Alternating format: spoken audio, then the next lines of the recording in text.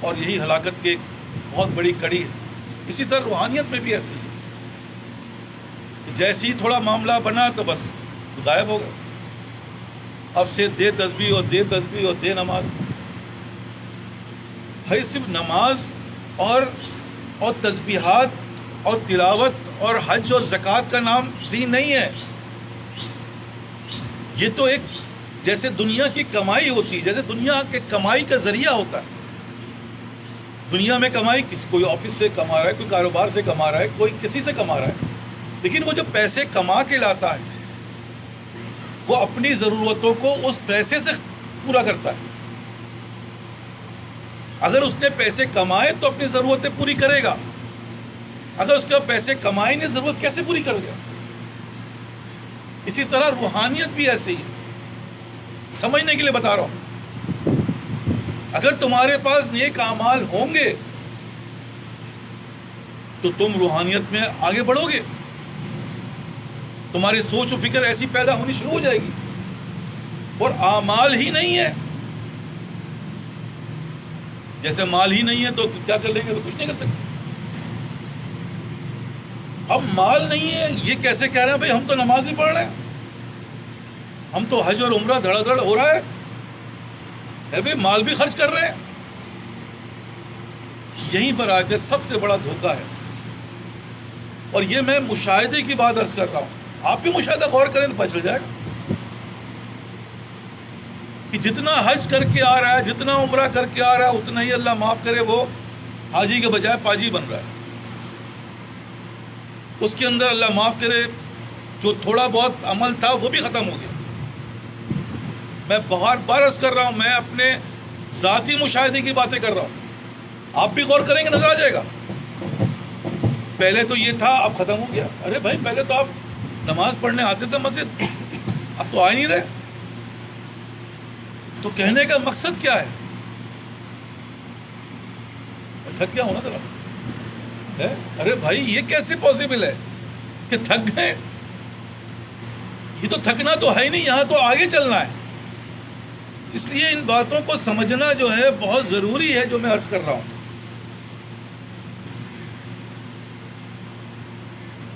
اب وہ تھک گئے، بھائی کیا مطلب تھک گئے؟ یہاں تو کام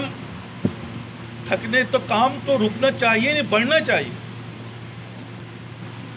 لیکن جسٹ اپوزٹ ہو گیا۔ پھر وہ گرے تو گرتے گرتے میدانی صاحب ہو گئے، اب تو ملاقات ہی نہیں ہوتی، وہاں کٹتے پھر رہے ہیں بھائی۔ مسجد میں بھی غائب ہو گئے، پہلے اول سب کے نمازی تھے وہ بھی ختم ہو گئے۔ کیوں؟ کیونکہ اللہ معاف کرے گئے تھے، کیونکہ جاتا نہیں ہے، بلایا جاتا ہے۔ بار بار عرض کر رہا ہوں، دیکھو بلایا جاتا ہے۔ اب جیسے کوئی کسی کا، اسلام آباد ہمارا کیپٹل ہے پاکستان کا، وہاں پر ہیڈ آف جو وہ رہتے ہیں سارے، وہاں کسی کو بلایا جائے فیڈرل کی طرف سے، بھائی آپ اسلام آباد آ کر فلاں چیز کا جواب دیجیے، بلایا جاتا ہے نا۔ اب گیا ہے بلانے کے، بھائی کال آئی ہے، بھائی جانا ہے ابھی جاؤ۔ اب وہ تو یہ سمجھ رہا ہے کہ شاید میں نے بڑا اچھا کام کیا ہے جس کی وجہ سے بلایا جا رہا ہے۔ وہاں گئے تو پتہ چلا کہ بھائی شو کاز نوٹس ہے آپ کے اوپر، اور فلاں فلاں مراد آپ کی ختم کر دی جا رہی ہے۔ اور ایسے ہی اس میں بھی نظر آتا ہے کہ گئے تھے، جانے سے پہلے تو بڑا ہی جوش اور ولولہ اور بڑی ہی اعلیٰ درجے کی چیز پائی جا رہی تھی، اور جب ان کو کال کیا گیا اس کے بعد جو ان کو پکڑایا گیا وہ شو کاز نوٹس تھا۔ اب پتہ چلا کہ بھائی نماز ختم، جماعت ختم، سب ختم۔ اس لیے یہ باتیں میں عرض کر رہا ہوں، کمائی ہوگی تو آگے بڑھو گے نا۔ اور ہمارے تھیلے میں تو سوراخ ہے بڑے بڑے۔ اب سوراخ کیا، یہاں ڈالا وہاں سے نکل گیا، تو نیٹ رزلٹ کچھ بھی نہیں ہے، میدان خالی۔ 20 سال بھی آپ بھرتے رہو اس کو تو نہیں بھر رہا، کیونکہ سوراخ ہے اس کے اندر۔ تو اگر صرف نماز پڑھنے سے اور صرف تسبیحات پڑھنے سے مسئلے حل ہیں تو مجھے بتاؤ نا، یہ طبیعت تو تمہاری کہاں سے کہاں پہنچنی چاہیے تھی۔ اور اس کے برعکس دنیاوی لحاظ سے تمہارے پاس 1000 نہیں تھا، 1000 آیا، تمہاری شکلیں بدلنی شروع ہو گئی۔ اور اگر 1 لاکھ آ گیا تو پھر اب دیکھو طبیعت کیسی ہے آپ کے اندر طبیعت. اور اگر 10 لاکھ آ گیا تو پھر اپنے اوپر کبھی باتوں کو ڈال کے دیکھو تو تم دیکھو گے یار یہ کر لیتا ہوں، وہ زمین خریدتا ہوں، فلاں، اس سے مشورہ، اس سے بات، سب جگہ باتیں کرتے پھر رہے ہو. کیوں؟ کیونکہ اندر جو ہے اس پیسے کو کہیں نہ کہیں انویسٹ کرنے کے بارے میں لگا ہوا ہے. کاروبار ہے تو کاروبار کو بڑھانے کے بارے میں لگا ہوا ہے. ایسی ہے نا. ہم میں سے کون ہے جس کے بعد 10-20 لاکھ روپے آ جائے وہ خاموشی بیٹھا رہے؟ ایسا کوئی نہیں. اس کے تیور ہی بدل جاتے ہیں. لیکن دین کے اندر کوئی تیور نہیں بدلنا، کوئی اس کے اندر عاجزی نہیں آ رہی، کوئی انکساری نہیں آ رہی. اور اصل مقصد یہی ہے کہ بھائی اس دین سے جو عمل آنا چاہیے وہ اصل اخلاق ہے، لیکن وہ تو نہیں آ رہا، تکبر آ رہا ہے. بات کریں تو پتہ چلتا ہے ہم نے تو ایسا غصہ دکھایا، ایسی باتیں سنائی، علامہ حفیظ صحیح کر دیا. اب ایک دوسرے کو صحیح کر رہے ہیں. مسجد میں چلے جاؤ، ارے میں نے فلاں صاحب کو صحیح کر دیا، بڑے ہی وہ کر رہے تھے، ایسا کر رہے تھے، ویسا کر رہے تھے. کہنے کہ یہ کیا ہو رہا ہے، یہ آؤٹ پٹ ہے ہمارا. میں صرف توجہ دلا رہا ہوں کیونکہ اصل تبدیلی تو یہاں سے آئے گی اور اس سے پہلے یہ دل میں آئے گی، جس کو میں بار بار کہتا ہوں یار دل بنے گا تو سب کچھ بنے گا. ہمارا تو دل ہی نہیں بن رہا.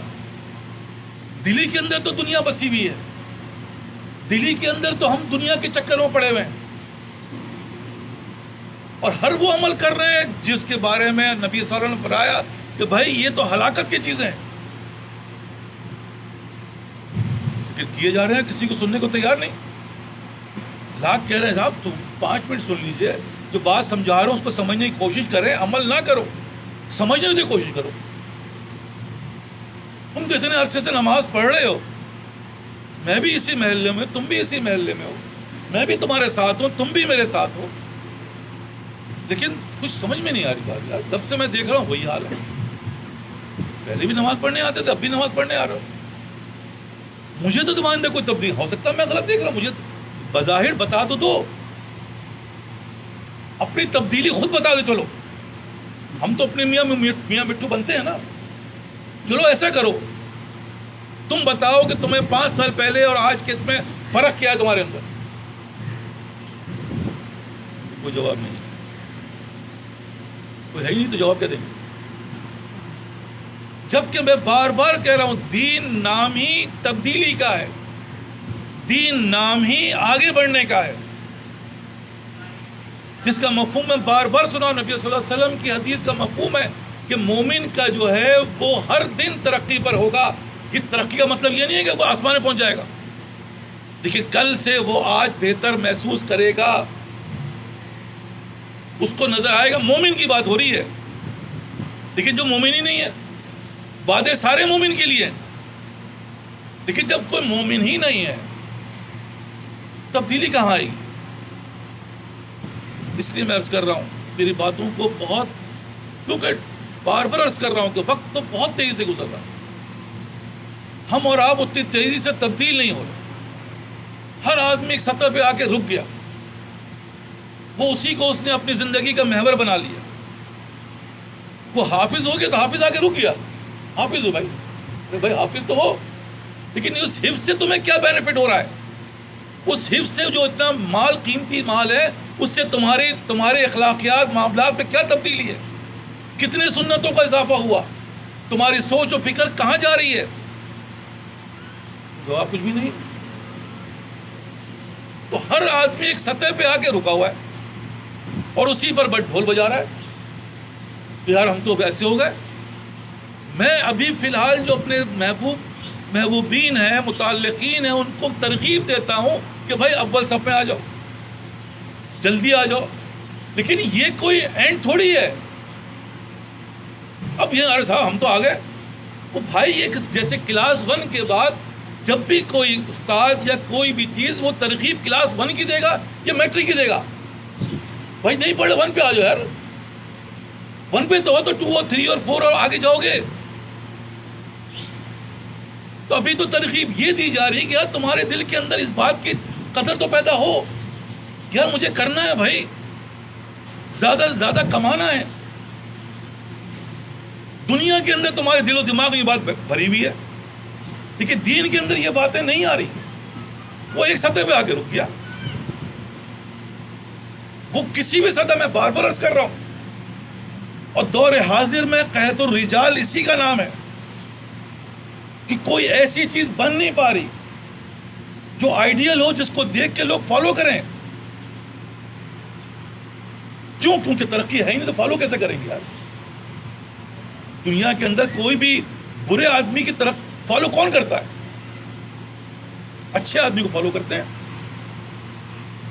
تو میں یہ عرض کر رہا تھا کہ بھائی ہماری جھولی میں سوراخ ہے، یہاں کمایا، یہاں گوایا، یہاں کمایا، شام کو خالی. رزلٹ کیا؟ کوئی ترقی نہیں ہے. وہ بڑی مشکل سے کہنا چلو ایک سوراخ بند کے دو تو چلو بھائی یہاں تک پہنچ گئے. اور یہ سوراخ اتنا خطرناک ہے، دور حاضر کا فتنہ جو میں عرض کر رہا ہوں،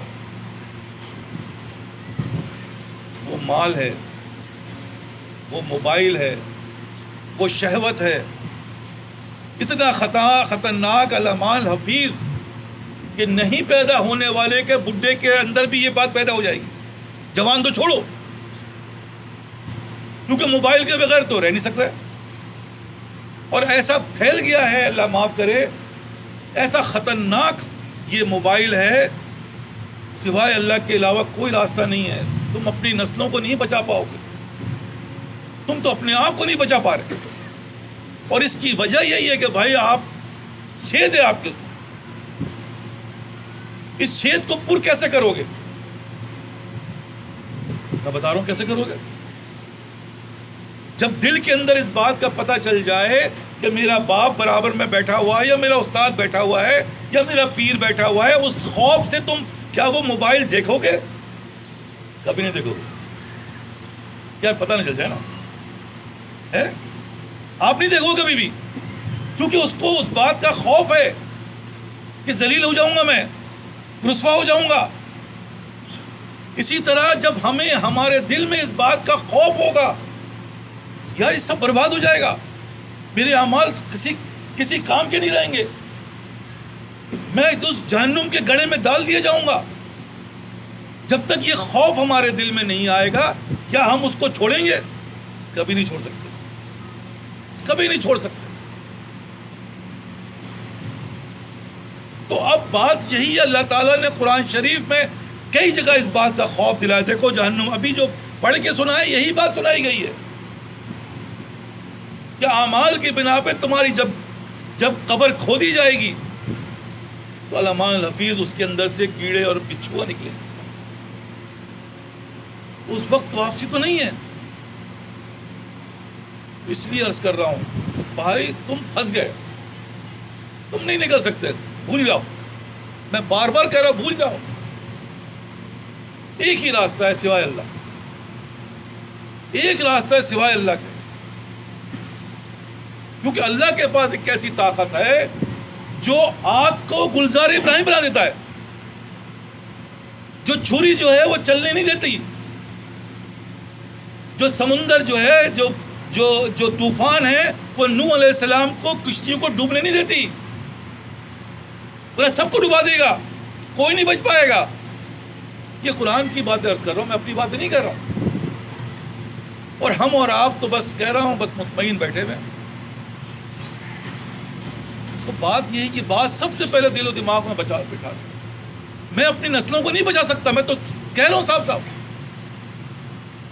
کوئی ہم میں سے کوئی ایک آدمی بول دے کہ میں بچا لوں گا یا بچا لیا، وہ دیکھ لو نسل اپنی کہاں جا رہی ہے. وہ موبائل میں جو ہے، وہ بچہ جو ہے موبائل میں کارٹون ہی دیکھے گا، لیکن جوان بچہ کارٹون نہیں دیکھے گا. اور بوڑھا تو اللہ معاف کرے، وہ تو سمجھتا ہے یہ گناہ ہوتا ہی نہیں ہے. یہ سب سے خطرناک یہ عمل ہی اس وقت شروع ہوتا ہے جب بڑھاپا، کیونکہ سب کچھ تو خالی ہے، سے اوپر ڈھولے.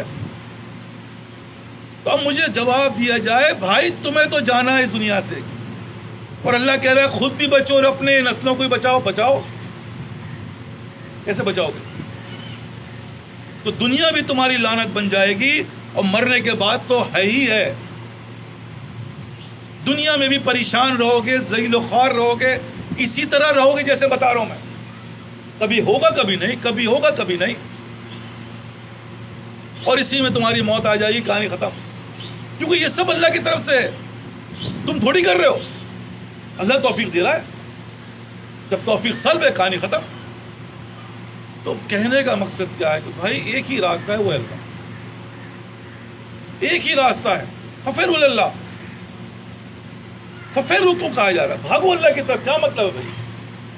اتنا خطرناک معاملہ ہے کہ بھاگ کے جاؤ, اور اس دل کو اس سے بھر لو جو میں کہہ رہا ہوں, اللہ کی رضا کے لیے, اللہ کے خوف کے لیے. اس بات کو سمجھ جاؤ کہ ورنہ کوئی نہیں بچائے گا. اور اگر آپ مطمئن ہیں, وہ حافظ ہوں, وہ عالم ہوں, وہ امام ہوں, وہ اسکالر ہوں, وہ جو بھی ہوں, وہ عابد ہوں, کوئی نہیں بچ سکتا. مجھے بتا دو کوئی بچ جائے تو. سوال دے رہا ہوں بھائی, پوچھو اپنے آپ سے, بچ سکتے ہو؟ کہ نہیں صاحب نہیں بچ سکتے. میں یہی عرض کر رہا ہوں, ایک ہی راستہ, ایک ہی راستہ سوائے اللہ. اب اللہ تک پہنچنے کا اب بات سمجھ میں آ گئی کہ یار اللہ ہی بچائے گا. اور اللہ تک پہنچنے کا راستہ کیا ہے, یہ ہے اصل سوال, یہ ہے اصل اس کا حل. صرف یہ نہیں بتا رہا ہوں اللہ تک کیسے پہنچو گے, ان حالات کے لحاظ سے کیسے پہنچ پاؤ گے. میں آپ کو پریکٹیکلی بتا رہا ہوں, میں آپ کو دلیل دے رہا ہوں, اور دلیل سامنے ہے, یہ پیچھے نہیں ہے, سامنے ہے. ہم وہ لوگ تھے جو اللہ معاف کرے اسی دور کے, اور اسی دور کے اندر اللہ تعالیٰ نے ہمیں ان باتوں کی ترغیب دلائی.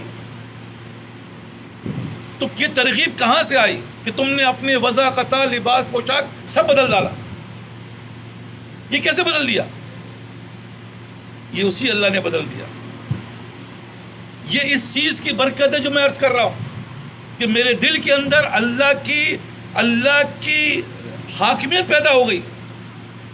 تو دل نے کہا نہیں صاحب بدل دوں گا. ہمارے درمیان بیٹھے ہوئے ہیں اب تک ہمارے مختار بھائی, 57 سال سے سگریٹ پیتے تھے, 57 ایئر, اور اللہ کے لیے انہوں نے چھوڑ دیا. ہے طاقت کسی کے پاس؟ یہ ہے اللہ. جب اللہ فضل فرماتا ہے تو پھر وہ کہتا ہے نہیں صاحب مجھے نہیں چاہیے کچھ بھی. یہ ایسی لت ہے, اللہ معاف کرے, معاف کرے. یہ کیسے چھوڑ دیا یار؟ کیونکہ اللہ چاہیے کہ جب آپ کا ایمان ہوتا ہے, جب آپ اشارہ کرتے ہیں, دل جس کو گوارا کر نہ سکے ہم اس کو گوارا کرتے ہیں. یہ جب دل بنتا ہے تو پھر اس کی دنیا کی نظر میں کوئی حیثیت نہیں ہے. تو میں بھی آپ سے یہی کہہ رہا ہوں کہ بھائی ان سے ملنے کی یہی ایک راہ ہے کہ ملنے والوں ذرا پیدا کر.